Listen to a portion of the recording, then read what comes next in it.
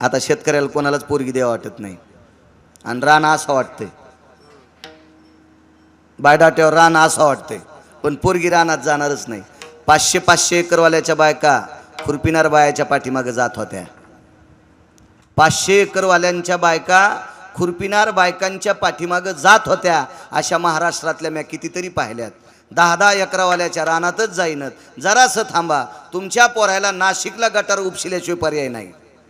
इतका शेतीचा कटाळा आला तुम्हाला, इतका कटाळा आला. जगात सगळ्या मशीन असत्यान, बटन दाबल्याबरोबर 5 लाख लोकांच्या चपात्या करायची मशीन असेल, पण गहू तयार करायची मशीन आहे का? ज्वारी तयार करायची मशीन आहे का? तुरीची डाळ तयार करायची मशीन आहे का? तांदूळ तयार करायची मशीन आहे का? ती मशीन फक्त काळी माय आहे. काळी माय. लोकसंख्या इतक्या भरभटीने वाढायला लागली, जगातलं कुठलंही शासन आलं तर ते गहू तयार करतं का? बनलं खाता येतील का? 5 क्विंटल सोने, सोन्याचं पिठलं, चांदीच्या भाकरी खाता येतील का? म्हणून जरी शहरात राहत असतात अहमदपूरमध्ये, तर रविवारी पण एखादीशी जात जा पप्याच्या बापाला घेऊन. बांधाच्या कडीला चप्पल काढी जा, काळ्या माती उचल जा. स्वयंपाक करता करता टोचायच्या चपला घालाल्यात. Acupuncture, blood circulation. हा, स्वयंपाक घरात काय सराटे निघत आहेत का? महाराजाला बासुंदी केली चप्पल घालून. एका महाराजानं खाल्ली नाही. म्हणलं काऊन? म्हणजे तिच्या पायात चप्पल होती. म्हणलं तिच्या पायात होती, तिने चपलान थोडी छाटली. हो, हा दिमाग एके दिवशी आपल्याला मातीत नेणारे लक्षात ठेवा. मी नेहमी सांगतो, असू द्या माझं वय कमी, असू द्या माझं शिक्षण कमी, पण तुमच्याच अहमदपूरच्या लोकांना जर घट मांडायचा असेल तर अहमदपूरच्या कडीला जी माती आहे त्याच्यात ढवळ्या कोंबड्याची पख येतं. त्याच्यात घट मांडता का तुम्ही? आणि 5 किलोमीटर माती आणायला पेट्रोलला पैसे, म्हणून 100 रुपये किलोनं माती घाटाला घ्यावी लागेल. म्हणून मोठ्यानं रानात जायचं शिका, तवा लहानाले जात असते. शेतकऱ्याचा कटाळा ज्याला कोणाला हवी. आमची मुलगी शेतात जातच नाही. हो, म्हणून पाईपलाईनचं ढेलं इकलं. हो, ही शेकर जमीन इकली ना, आता डबे करी ती. विठाला विठाला विठाल असं म्हणणाऱ्या माईच्या बी थुत्रीत हाणायला पाहिजे, माणसांना नाही, यमानं. विठाला विठाला विठाला. माळ काय गळ्यात इतकी खपक्या घातली, ती काहड्या मशीन आणलीत, मशील तव आली.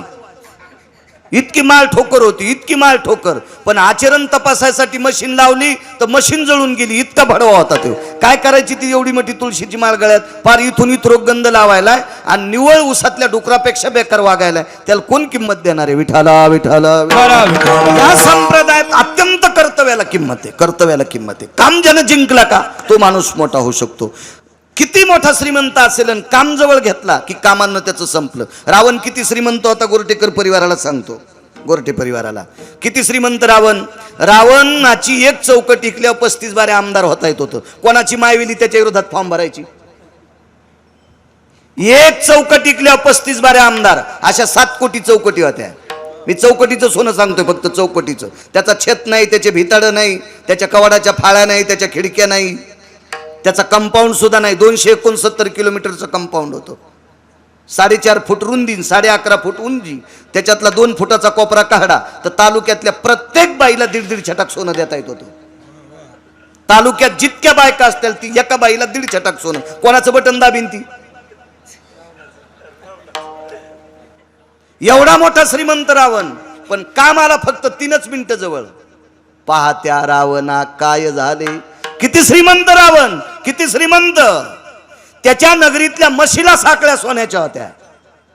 त्याच्या नगरीतल्या गाईला, म्हशीला, बैलाला ठोकलेली खुंट सोन्याचे होते. किती मोठा रावण असेल. त्याची नगरी नुसती जमीन. पाषाण परिस भूमी जाबुनंद, वंशाचा संबंध धातयाशी. त्याच्या नगरीतले खडे परीस होते. परीस, ते परीस जर ह्या माईकच्या स्टँडला लावला, मी येरी म्हणालो, येरी, कारण हे 12-13 किलोचं आहे ना. हे जर सोन्याचं झालं तर हे लगेच आमदारकीला फॉर्म भरीन. हे साऊंड सिस्टीम कशात चलित मग ते? त्याच्यामुळे मी येरी म्हणालो. आणि मला तरी कुठं परीस सापडतोय? मला सापडलं मी पहिला रेल्वे पट्ट्याला लाईन. म्हणजे काश्मीर ते कन्याकुमारी सगळी रेल्वेचा पट्टाच सोन्याचा झाला पाहिजे. आता ते गवसणारच नाही ना, त्याच्यामुळे ह्या गप्पा आहेत आपल्या. विठाला विठाला.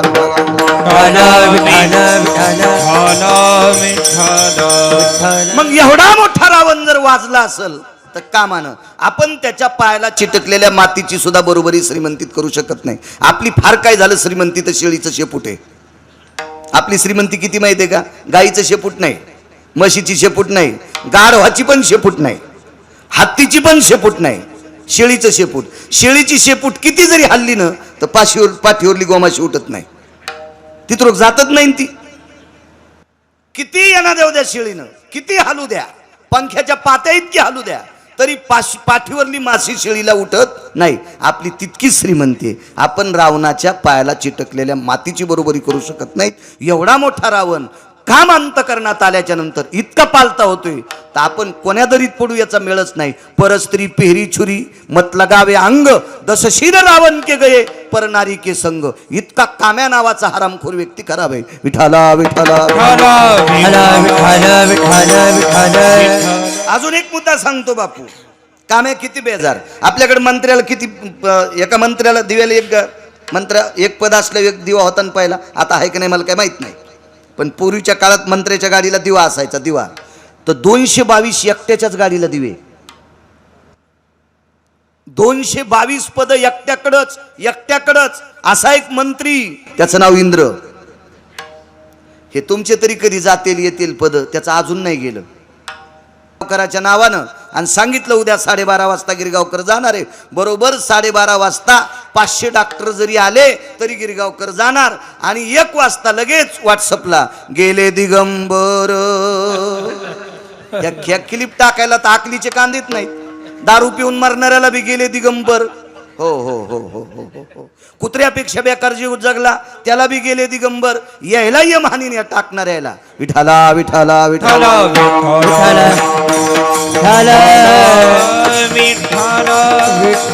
एवढे मोठे 222 पद एकट्या मंत्र्याकडे. शची नावाची बायको होती हो, जयंत नावाचा पुत्र होता, जयंती नावाची कन्या होती. काय वैभव होतं त्याचं, काय वैभव. पण एवढ्या मोठ्या वैभवावर आरूढ असलेल्या 222 पद एकट्याकडंच असलेल्या राजानं एका न्यायशास्त्रकर्त्याच्या पत्नीवर अन्याय केला. न्याय न्याय न्याय. त्या न्यायशास्त्रकर्त्याचं नाव आहे मुनिश्री गौतम. पत्नीचं नाव अहिल्या. 222 सुंदर स्त्रीपैकी एक होती. 222 स्त्रिया होत्या पुराणात सुंदर, त्याच्यापैकी एक होती. या 222 इतकी एकही भारतात सुंदर स्त्री नाही. कोणाला राग आला असेल तर काय करतील, मी पुराण सांगतोय. इतकी तनुयाम गंधोष जायस्तितो माल्याधिनी सुगंधिनी. अंगावरच्या तनू म्हणजे शरीर, गंध म्हणजे सुगंध, अंगावरच्या सुगंधानं झाडाला कळ्या लागत होत्या. अशा सुंदर स्त्रिया 222, त्याच्यापैकी ती एक होती. आपण कापसात गेल्यावर पाते गळत आहेत, सोयाबीन मध्ये गेल्यावर फुलं जळत आहेत. हो, ह्या आपल्या परिस्थित्या. हो, ह्या 222 स्त्रीने एकीनंही ब्युटी पार्लर मध्ये जाऊन मेकअप केलेला नाही. पुराण वाची जाणं. खपक्या मोबाईल आहेत भिताडासारखे तुमच्याकडे. इचकी जाणते कधी कधी चांगल्या कामासाठी इचकी जा. भंगिऱ्याला चॅटिंग करण्यासाठी 2-2 वाजूस तर जागायला. विठाला विठाला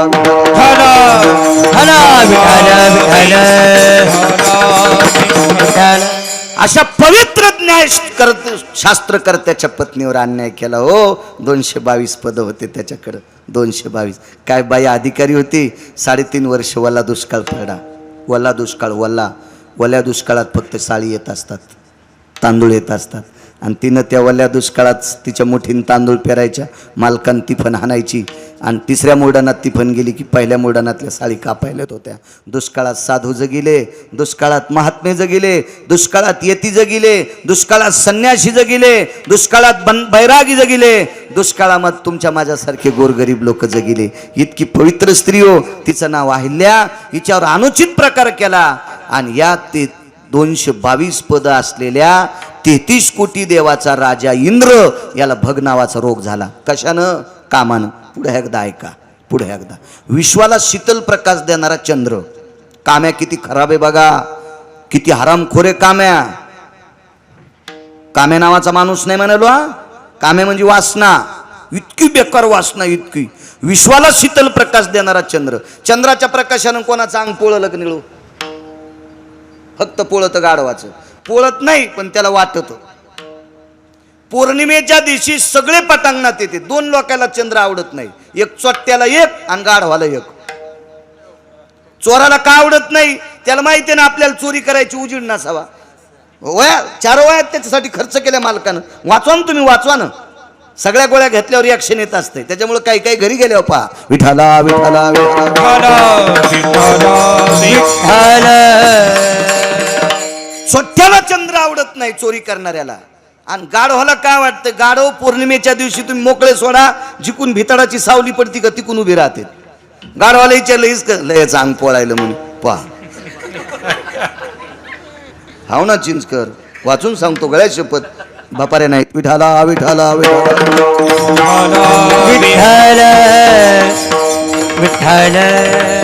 जगाला शीतल प्रकाश देणारा चंद्र, त्याचे उपकार सांग किती येतं.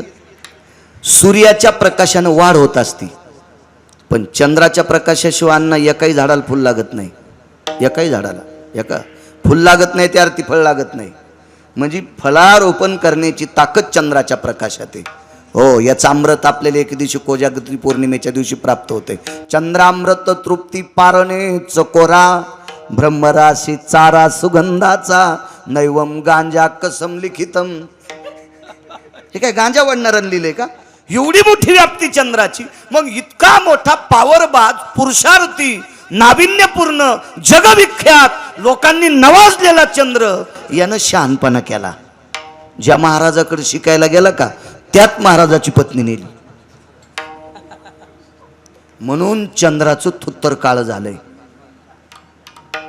तुम्ही कुठं कोणा किती बी तापलेलं, किती बी असा प्रज्वलित चंद्र पहा, तरी त्याला डाग आहे, डाग. मी एक जणाला विचारले डाग कस काय? गेलो त्याच्या कथेत, चिठ्ठी दिली एक जणांनी, म्हणले चंद्राला डाग कस काय? काय सांगायचं बरं का. एके दिवशी आभाळ जरा खाली आलतं बरं का, आणि एक म्हातारी झाडून काढू लागली, आणि 2-4 भाऱ्या तिच्या डोसक्याला आभाळ लागल्यामुळं तिनं खंदिशी झाडू हाणल्याबरोबर चंद्राच्या तोंडाला डाग पडला. म्हणलं वाचून सांगा जाय सुंबळ्या, तू ह्या पुढचे माणसं मरतेन. असा पुढे डाग लागत असतो वे. अशा कथा सांगितल्या मरतेन ना माणसं बिना औषधाचीच, आहे का नाही? तो डाग आहे. महाराज, चंद्र झाला काळा का वासनेचा. अजून एक सांगतो, 19 संन्याशापैकी 6व्या क्रमांकाचा संन्याशी, 19 संन्याशापैकी 6व्या क्रमांकाचा संन्याशी, त्या संन्याशाचं नाव आहे देवर्षी नारद. नारदासारखं भजन कोणी केलं नाही. सुरनर किन्नर नारद तुंबर गाती निरंतर रे, सुरनर किन्नर नारद तुंबर गाती निरंतर रे, माधवा मुरली मनोहर रे, माधवा मुरली मनोहर रे, माधवा मुरली मनोहर रे. सुरनर किन्नर नारद तुंबर गाती निरंतर रे. काय नारदांचं भजन असेल? भजन परंपरा भगवान शिवशंकराची. आणि भजन परंपरेमध्ये तुंबर नावाच्या व्यक्तीच्या अगोदर भजनासाठी शंकरानं सोबत जर कोणाला घेतलं असेल तर एकमेव नारदाला घेतलं होतं, अगोदर घेतलं होतं. पण नारदाला पण अर्ध्या मिनिटाचं काम उत्पन्न झाला. विश्वाच्या मालकाला सांगितलं देवा माई सोयरीक करा, कारण माझी सोयरीक. तर देवानं सांगितलं तुम्ही आता लोक भगो घातलं आणि आता कसं काय? नाही म्हणले आता लक्षात आलं, कौरक मागून खाऊ. लग्न केलं ते सांगितलं, ते घरी मागितलं, ती बायको देती करून. धपाटे करती, धिरडे करती, गळफाशे करती. गळफाशे नाही कळाले? शेंगुळे. विठाला विठाला विठाला नाना प्रकारचा काळा चहा, दुधाचा चहा, आमका चहा, ग्रीन टी वगैरे वगैरे काय असेल ते बायकोला सांगितलं. मग देवा कौरक लोक माझं मागणं म्हणजे लोकांनी जे दिलं ते खावं लागतंय. देवानं सांगितलं 10-15 दिवस थांबा. 10-15 दिवसात नंतर 2-3 दिवस थांबले. 16व्या-17व्या दिवशी नारद पुन्हा हजर झाले. म्हणले देवा सोयरिकीचं काय? भगवान म्हणले नारदा मी तुम्हाला याच्याकरता 10-15 दिवस थांबा म्हणलो होतो. मला असं वाटलं 10-15 दिवसात तुमच्या मनातलं बायको करायची वेळ जाईल. कसं जाईल म्हणले देवा? आता ते मनात बसलं ना, लग्न करायचीच इच्छा झाली. तर भगवान म्हणले कशाला करता, लय बेकार आहे. म्हणले बेकार म्हणता तुम्ही 16,001 कशाला केले? हे पहा, त्याच्याच अंगावर गाडा घातला. तो जगाचा बाप आहे. तर भगवान म्हणले बरं असू द्या, मला दिल्या पुढच्याने त्याच्यामुळे मी केल्या. मग मला का देत नाहीत? म्हणजे देईन कोणी. मग मी रात्रंदिवस तुमचं भजन करतो ना, याच्यातली एखादी मला नको का? मी नाही सांगायलो, पुराण सांगते, पुराण सांगते. तो विटीवरचा मालक आहे महाराज. देवचतुर देवचतुर जाणून अंतर्वर्त तसे. त्याच्या डोक्याला काय डोकं लावायचं? माणसं काय काही काही पांचट विज्ञानवादी 2-3 पुस्तकं वाचलेले इतकं डोकं लावतात. काय म्हणले आगावपणा केला, आंब्याला भोपळे पाहिजे होते आणि भोपळ्याला कैऱ्या पाहिजे होत्या. इतके पांचट. म्हणजे भोपळ्याचा येल बारीकसा असतोय आणि आंब्याचं बुड असं मोठं असतंय. मग बारीकशा भोपळ्याला एवढा मोठा भोपळा लावला आणि एवढ्या मोठ्या आंब्याला इतकुल्या कैऱ्या लावल्या. देव पागले. म्हणलं असू दी पागल, एकदा चुकला असेल. नाही नाही म्हणी, अशा लय चुका आहेत.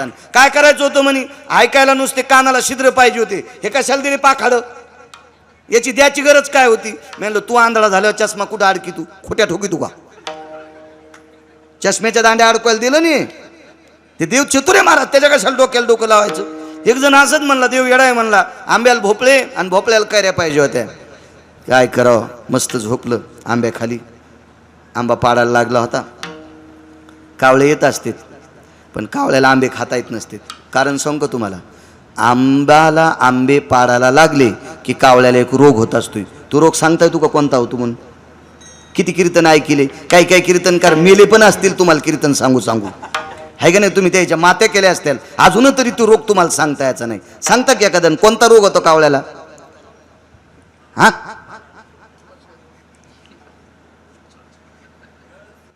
आरुची नावाचा रोग. विठाला विठाला विठाला त्यानं काय होतंय माहिती, याच्यामुळेच आमचं शिजत आहे.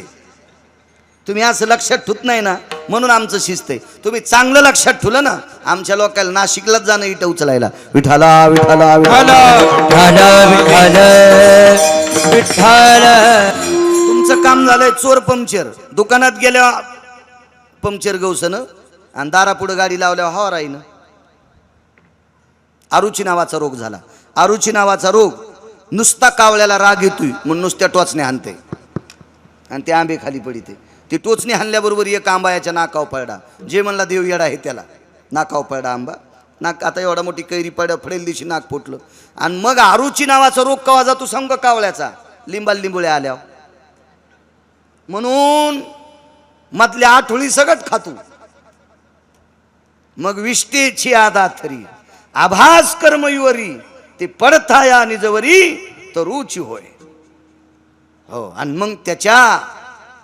मग त्या विष्टेतून पडलेल्या लिंबुळ्याची लिंब उगत असते. ते लिंबा ते आंबे म्हणून ताव हाणतं. चला यान टचका मारल्याबरोबर याच्याकरता कावळ्याकडे गेलतो, नाही तितकी गरज नव्हती कावळ्याकडे जायची. मला उसाल पान देता देता गवत उपटायचा ना दे म्हणून बाजूला सरकलो. ते टोचका हाणल्याबरोबर त्याच्या नाकाव पडल्याबरोबर ते नाक फुटलं. ते म्हणला दवाखान्यात घ्या. म्हणलं देव येडाचे नाही का. येडात नाही तर काय नाही म्हणे. म्हणलं एक सांग ना, नेतो तुला दवाखान्यात, पैसा सगळं मीच देतो. पण जर आंब्याच्या जागेवर भोपळा असता तर वाचला असता का. आंब्याच्या जागेवर भोपळा असता तर आंब्याच्या कैरीन फक्त नाक फुटलंय, भोपळा असता तर वाचला असता का. नाही म्हणला राव, देव हुशारच आहे. देव हुशारच आहे ना. देवाचा चतुरातो शिरोमणी, गुणलावण्याची खाणी, मुकुट सकळा मणी, धन्य तुची विठोबा. त्याच्यासारखा चतुर जगात कोणी नाही महाराज. महाराज विश्वातला चतुर, त्याच्या कृपेने चालतोय. एक जण म्हणला तालुक्यात माझ्या इतका चालू नाही. मग तुझ्यासारख्या चालूला ज्यानं जन्माला घातलं तो किती चालू असेल याचा विचार करणं.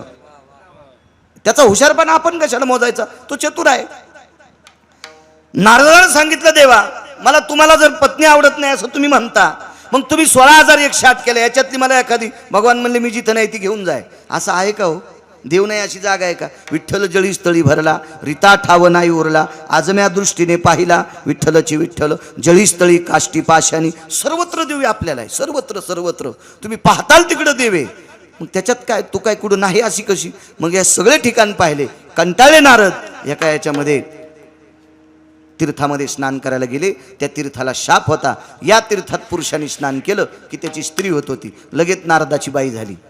आणि हेच ज्याची बायको मागितली का तेच मालकाच्या रूपात लगेच तदेव लग्नं सुदिनं तदेव ताराबलम चंद्रबलम तदेव विद्याबलम दैवबलम तदेव लाभस्तेषाम जयस्तेषाम कुदस्तेषाम पराजय. असं लग्न लागलं लगेच त्याचं. लग्न लागल्याबरोबर एकामागून एक 60 पोरं आणि एक पोरगी झाली. 60 पोरं आणि एक पोरगी. लग्न करण्याची इच्छा तर मातीत गेलीच,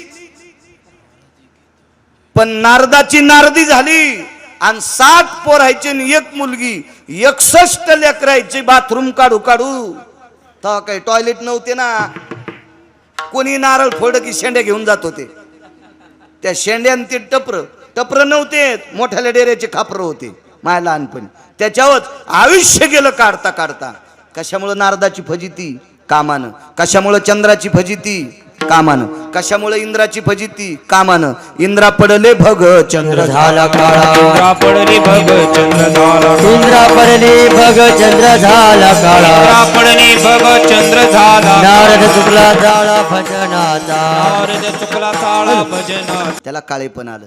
कोण देवर्षी नारद? महाराज तितक्या वेळापुरतं भजन चुकलं. नारद चुकला चाळा भजनाचा. इतका मोठा काम. एका ठिकाणी मालकाने गोड सांगितलं, कामाजी कोतवाल याने नागविले बहुता. माझी कुतवाल याने नागविले बहुता. हरिहराची आबरू घेतो भय नाही त्याची. हरिहराची आबरू घेतो भय नाही. जमदग्नी दुर्वास नाडिले महान महान ऋषी. महान महान ओ क्रोधाचे फौजदार तोही मिळाला त्याशी. क्रोधासी कोतवाल मिळाला त्यासी. क्रोधाची फौजदार तोही मिळाला त्याशी.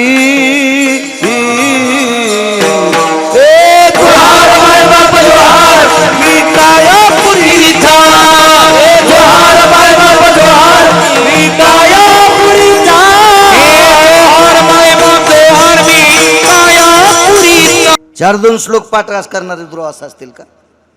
कोणाला म्हणायचं दुर्वास? महाराज दुर्वास ज्या वेळेला पंढरपुरातल्या मालकाच्या मेव्हण्याला छळायला गेले. अर्जुन मेव्हणा होता पंढरपुरातल्या मालकाचा. दुर्वास पातला पांडवा छळावया बनी. भागवत सांगते चिंचकर महाराज. आणि ज्या वेळेला दुर्वास तिथं पोचले त्यावेळेला पंढरपुरातल्या मालकाच्या शेंडीपासून पायापासून घाम आलता. आता काय करते काय माहित बुवा माथार. दर दर दर दर दर दर इतके दुर्वास अधिकारी. कोण जमदग्नी? कोण जमदग्नी? आंघोळील बायको जायची.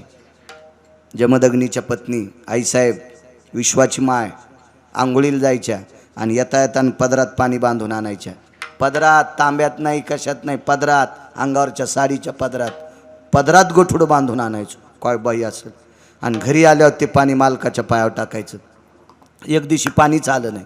म्हाताऱ्याने विचारलं आज पाणी कसं काय नाही आलं? ते म्हातारं काय मंदिरात पती खेळणार नव्हतं. कोणाच्या बैठकीतला चहा पिऊन त्या ह्याच्यात खुर्च्याला बिड्या इजिणार नव्हतं. लय काय काय येटगिळ म्हातारे बैठकीत बिडीन खुर्चीला इजितेन. लाकडाच्या असल्यावर ठीक आहे, पण त्या प्लॅस्टिकच्या खुर्च्या आहे हो झाल्या. हो त्याला असे ते चटकेत पडले ते. हो इतके काय काय दलिंदर निवळ पिराला कापायच्या कामी. की एखाद्याच्या बैठकीतला फुकट चहा प्यायला तू दूर न्या, निदान बिडी तर द्यायला नको. आता ते सोपाशीत दुसऱ्या कपड्याचे असले होते ते सोपाशीत पेटायचा. काही इतके निवळ निवळ निवळ इतके निर्बुद्ध. तसं म्हातारं नव्हतं ते. म्हाताऱ्याने विचारलं का ग पाणी का येत नाही? नाही आलं मालक. डोळे झाकून विचार केला तर माशाचा संसार पाहिला होता. काय दोष हो तिचा? आंघोळ करता करता पाण्यात माशाचा संसार पाहिला. काय दोष त्या माऊलीचा? आणि तितकाच का पाहिला पोराला बोलले तोडीचं डोकं. परशु हातात गेला आणि डोकं तोडून टाकलं. जमदग्नी त्याला म्हणतात. 5 रागीट लोक त्याच्यापैकी एक जमदग्नी. आणि इतक्या इतक्या इतक्या ते काय आपल्यासारखं असतं का? एक जणाच्या घरी जेवायला गेलं म्हणले महाराज मंडळी लय स्वयंपाक खास करते. म्हणलं कशी करू देवा पिठलं भाकरी करायला लाव. हो काय हो? आणि ती बाई म्हणली महाराज भाकर कशी वाढाव? म्हणलं चपाती वाढती तशी वाढणं, भाकर हानती काय मला? जशी चपाती वाढती तशीच भाकर वाढ. हो कशी वाढू? म्हणलं कसं वाढीत असते? असंच वाढीत असते. तर नाही नाही महाराज ओपत का? म्हणलं मग मला लागतीन. बरं बरं बरं करते. भाकरी केल्या तर भाकर तुटत ना, तुटत ना. हो ही शिक्के सतीच्यातन. हो मी कीर्तन झाल्यावर त्याच्या नवऱ्याला म्हणलं इतकी भाकरी इतके सकस काय? काय नाही म्हणले महाराज तिला राहाचा लय नाद आहे. दिवसात ही शिक बऱ्या डोस काही इचरीती. मी म्हणलं पिठाच्या डब्यात इचरीती का? हे आपली सुरुवात आहे. पान कशा हसत्यात किती गोड हसतात. बघा ना बघा. कुठं जमदग्नी कुठं आपला खेळ.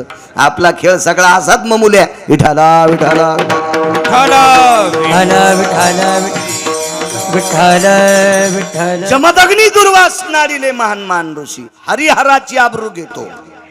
याची सुरुवात आहे. हरिहराची आबरू घेतो भय नाही त्याशी. काय काय काय महाराज. हरी म्हणजे विष्णू आणि हर म्हणजे शंकर. महाराज पंढरपुरातल्या मालकाला सुद्धा एकदा कामान बेजार केलं. एक नालायक मारणं गरजेचं होता आणि त्याला तो मरत नव्हता. पतिव्रतेचं पुण्य होतं. तिचं नाव होतं वृंदा. हिचं जीवन थोडंसं याच्यात आणण्यासाठी जगाच्या मालकाला कामाचा वापर करावा लागला. 360 तीर्थापैकी एका तीर्थात पंढरपुरातला मालक दगड होऊन पडला. त्या तीर्थाचं नाव आहे गंडकी नावाची गंगा. देवाची ही परिस्थिती. भगवान शिवजीला एके दिवशी उघड व्हायची वेळ आली. हा भिल्लनीच्या पाठी लागे लागे पंचानन ग. आणि भिल्लीन कोण होती? पार्वती आई साहेबच होत्या. पार्वती आई साहेब मालकाची कामाची परीक्षा घेतली. महाराज एक कामे इतका बेजार आणि हा काम जिंकला की मग नराच्या यादीत आला. नराच्या यादीत. जास्त लग्न केले म्हणजे नराच्या यादीत नाही. जास्त लग्न केल्याने नराच्या यादीत आला असता तर चिंचकर बुवा 1 कोटी बायका केल्या चित्रकेतून. भागवत सांगते मी नाही. कोटी भार्या चित्रकेतू 80 सहस्र लंकेशा 18 शते गोपीचंदा 12 शते जनका 703 दशरथा 4 5 करणाऱ्याची काय सांगायची कथा.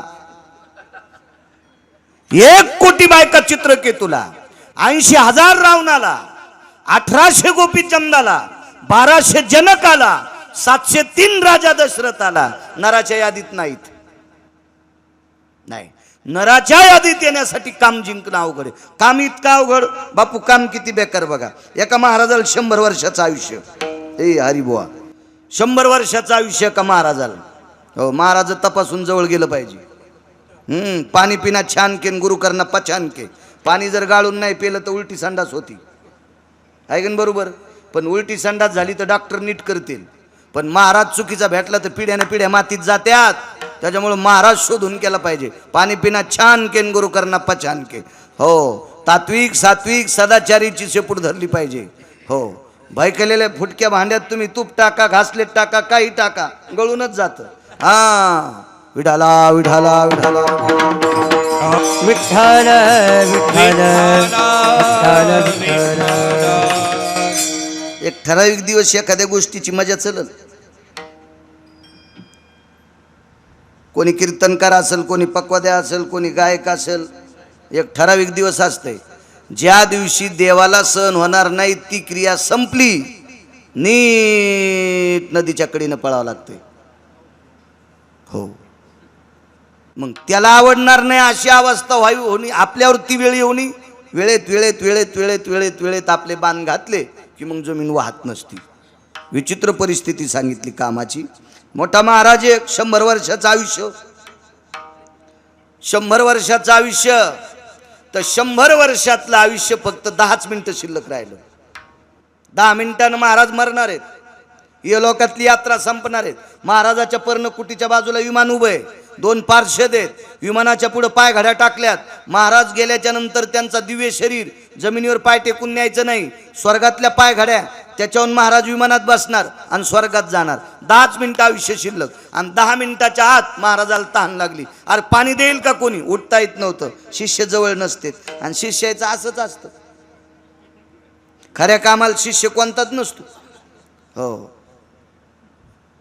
महाराजाच्या पुढं काजूट्या का वंजळ शिष्य घेते आणि गाडी पंक्चर हो ते मागच्या बाल्कनीत झोपल्या असतं. उठ ना पडू द्या ना.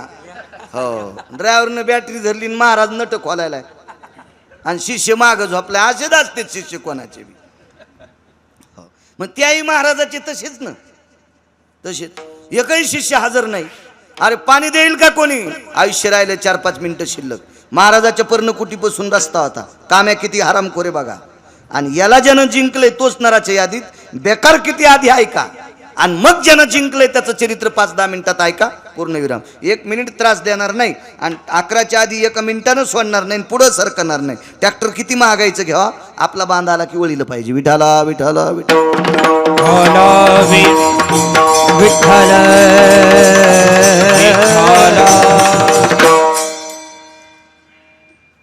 4-5 मिनिटं आयुष्य शिल्लक राहिलं. जोरात ओरडले पाणी द्या रे कोणीतरी. बाई होती माऊली शेतकरी. मालक शेतात होते, सासरा शेतात, सासू शेतात, आणि दुपारच्या भाकरी घेऊन चालली होती ती शेतात चालली होती. त्या काळात शेतीचं महत्व सांगितलं. शेती सोन्यापेक्षा श्रेष्ठ आहे, म्हणून लोखंडाच्या नांगराला सोन्याचा फाळ लावला. सोन्याचा फाळ लावला. ते याच्याकरता लावला, सोन्यानं शेती नांगरीत नसते. त्याच वेळेला छत्रपती शिवाजी महाराजांनी दाखवून दिलं, अरे ह्या सोन्यापेक्षा कितीतरी पटीनं शेती महत्वाची आहे. म्हणून तिच्याकडे थोडंसं लक्ष असलं पाहिजे. चला काय बाबा, एका बाईला स्वयंपाकघरात घालायची चप्पल, हॉलमध्ये घालायची, जशा साड्या असतील तशी चप्पल. मी म्हणलं बाई, महाराज घरी आल्यावर हाणायची एखादी चप्पल आहे का? तशी असलीच सांग, मी उठून जातो आता.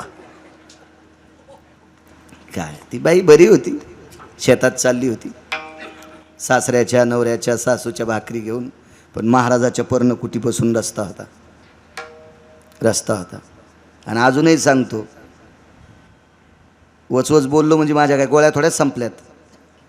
सकाळी हो रोड जाम करण्यापेक्षा याच्यावर गाड्या चालणाऱ्यानं रोड टॅक्स भरला शासनाचा, व्यायाम करणाऱ्यांना नाही भरला. कितीतरी लोकांच्या अंगावरून पहाटे 5-5 वाजता वाहनं गेलेत. पेपरवर, टीव्हीवर पाहिलंय. ह्या सिमिटाच्या रोडवर, ह्या डांबरावर एकावर 1 11 आणि एकावर 2 12.